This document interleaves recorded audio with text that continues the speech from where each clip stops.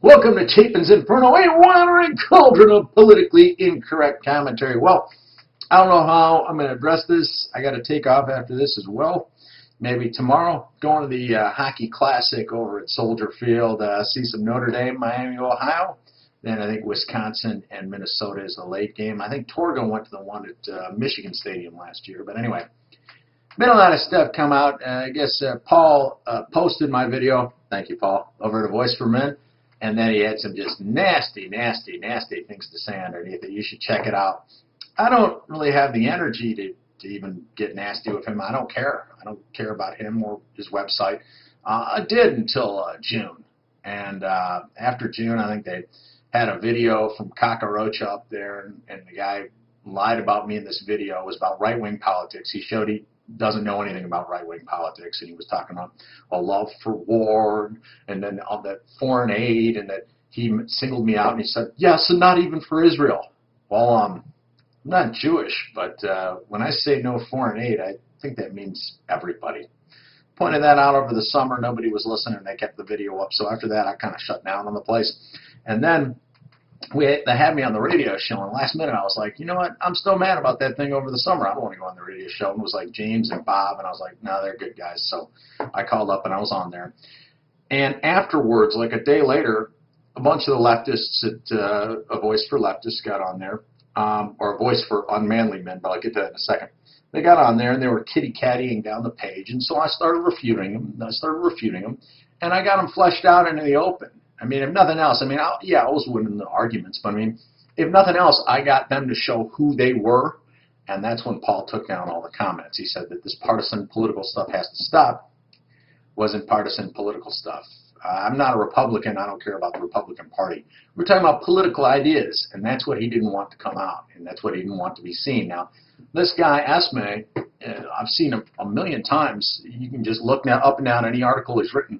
He's got a voice of a leftist. And one of the ones, and I'll pull that up there, he's got another person's name on there from his website now, or a pen name. I don't know if it's some kind of joke or whatever based on what it is. But previously, that wasn't what he was doing. But he has on one of the articles, he says, you know, our debts as a nation are a price, the price that we pay for upward mobility, which is complete nonsense. And you'd have to be, only a leftist would think like that somehow being in debt was a good thing.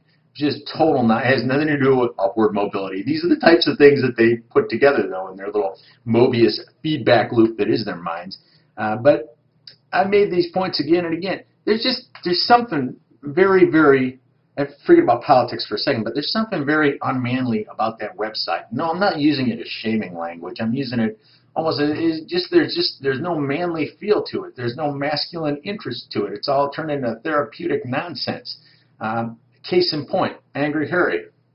And they had up there the godfather of men's rights. They had it up there forever.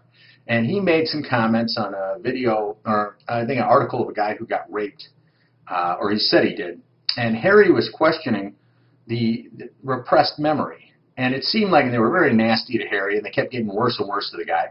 And, you know, he was making a point that they didn't understand, and that is that repressed memories are very unreliable. And that goes back to Elizabeth Loftus, and a lot of the stuff came out in 1989, 1990 that I remember studying in grad school. Harry, he studied in grad school. These people probably just are unfamiliar with it. They're just ignorant about it. But they were just being totally nasty to him for no reason. And according to Harry, now Paul said you didn't block him. I believe that he didn't block him or whatever. I don't care either way. But Harry said he apologized profusely to them at least 3 times, but to no avail. Elam cut all of his links to Angry Harry. Now, if you're walking around saying that this guy is the godfather of men's rights, and now all of a sudden you're not talking to him, I mean, I've got no room to talk as far as being nasty to my enemies. I block them, I delete them, I treat them like trash, but the people that are my friends, I think they'll tell you I treat pretty well. And it's not conditional. If you say something I don't like, and all of a sudden I'm not going to just start trashing you all over the place or Sovietize our relationship by getting all reference to you removed. I mean, that just doesn't happen. To me, that's unmanly. You don't act like that. That's just passive-aggressive nonsense. You don't put somebody up there as being the godfather of men's rights and then suddenly say, oh, he's persona non grata because he understands something more about psychology than I do. And obviously those guys understood nothing about the question of repressed memory. So the second thing I'd say is something that came up on his response to me, and it was from Factory. Now, Factory's a guy from Canada. I always respected him. I don't really know him. We don't communicate. We haven't been emailing a lot. I always liked the guy. And, you know, I have respect for him. That's what the word is, respect. Now, he says, frankly, a voice a voice for men is getting quite a bit dogmatic than it has been. And I agree with Uncle Vern that men,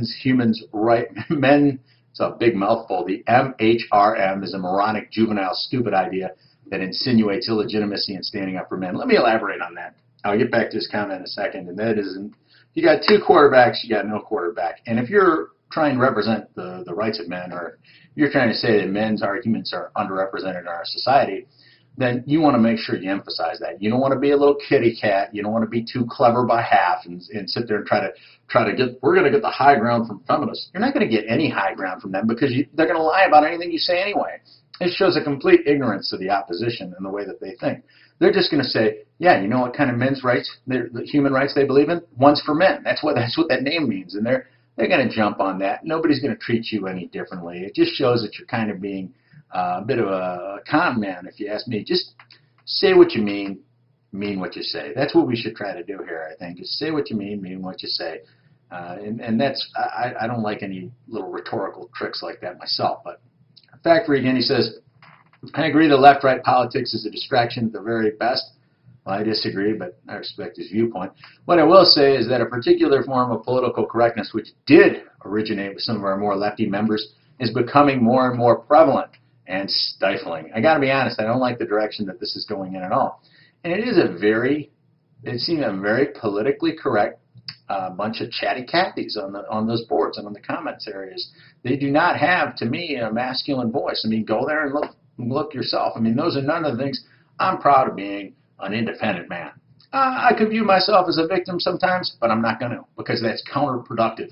And second of all, I don't like looking at myself like that. I'm an independent person. I want to do things for myself. I don't want to sit there and just be like, oh, yes, you've been run down by society, and I care so much about you. And you get all this I care patting on the back about homosexuals. Look, if you guys aren't homosexuals, what's the fascination with this? As far as I'm concerned, gays should do whatever they want. It's none of my business, but I'm not going to talk about them all day. This shouldn't be like your entire emphasis. Now, here's Esme. He responds. He says, what particular type of political correctness would that be, other than saying we care about men of all races, creeds, colors, or sexual orientation? So he's patting himself in the back there. He'll say, I care about all men of all races. You don't have an argument. Those aren't arguments. It's a straw man. Nobody's running around hunting gay people. What do you mean? Can gays be part of the men? Of course. Who cares? What is this? But when you get too wrapped up in that, it really, I have to wonder about your judgment, because, of course, it isn't male homosexuals who are hostile to men in society as much as it is female homosexuals. And those are the ones who would be creating those wonder families for the most part and raising men in those homes. He says, what in particular do you find dogmatic, or is that the dogmatism? Now, Elam responds here, just an opinion here, Factory, but those are pretty sweeping statements for being completely unsupported. So already he's getting pressure for even pointing out it feels kind of politically correct, and then they're jumping on him. Why is the MHRM moronic, juvenile, and stupid? One explanation will do. Why does using the term, particularly in an environment with advocacy for unbridled advocacy for men's rights, and remains the mainstay of our activity, insinuate that standing up for men's rights is illegitimate? A short answer would be nice as well. And I think the whole thing is ridiculous, and they're policing themselves. And I think part of it probably comes from man boobs, comment mining, and they're very worried about their image. Being a man isn't about any of that stuff, man. I mean, yeah, if somebody makes some violent comment on here, particularly in relation to a public official or something, which is what happened not too long ago, I'm going to take that comment down right away because it's very bad for business. But I'm not going to worry too much about what these comment miners do, because they're just going to lie anyway. And that's something that all that man boobs has been doing, is he just lies about our positions. If he wanted to know something, he would ask me. I would tell him. He's not really serious about that. He wants to paint people in a bad light. So I think they're very concerned about that. But this whole pose is a very unmanly pose. It's just a constant nagging schoolmarm over your shoulder trying to tell you what you should say and what you should be talking about, and they're getting really, really menopausal about it. I mean, there's no, the guys that I've seen have gotten very, very irritable. In comparison to me, I don't give a damn about what I think. I think it's kind of funny, actually. And I was a little surprised that he put my video up there because my video smokes anything that he would say. So I think that was a colossal blunder, and Harry agreed with me. But I don't know. I don't see the direction. I don't see those guys talking. They don't have manly voices to me. If you think otherwise, no, I'm not trying to use shaming language. I think that to me, masculinity is about being honorable. You respect your friends. You don't suddenly turn on the godfather of men's rights just because he said something you didn't like and you purge him from your website. That's not manly. I think that's really something you'd see in a sorority. I don't know. It's quite odd. Quite an odd behavior. But second of all, your friends are your friends. You treat them special. You treat them with respect. In fact, Factory isn't a friend of mine, but I mean, I respect him. I respect who he is. And if basically there are all kinds of guys on here that are sacred cows. I mean, at least 700 of my viewers, they can say whatever they want, whatever they want to. I don't pay any attention to it. You get some guy, I remember a couple weeks ago, these guys are arguing. One guy really likes drinking beer. The other guys are like, oh, that, releases estrogen. It's an estrogen precursor. It is. But I also really like drinking beer, so I just watched them argue, and I didn't have anything to say about any of it, and I just, keep getting these emails and whatnot. But you should be free to say what you want to say as long as it's not just some sort of drone spew lines. If you're talking about your friends, you treat your friends different than you do other people, and I think Paul's he's lost track on who his friends are. And I wouldn't be surprised if Esme comes out with an article pretty soon. How I hoodwinked and sabotaged the men's rights movement. It won't last long because any site he's associated with, people are going to run from eventually. But thank you for watching Chapin's Inferno. And I'll see you soon. And hope to get a few in before tomorrow. I am really excited about that game. I'm probably going to get really, really cold, but at least I got to see half of Notre Dame at least. So see you soon.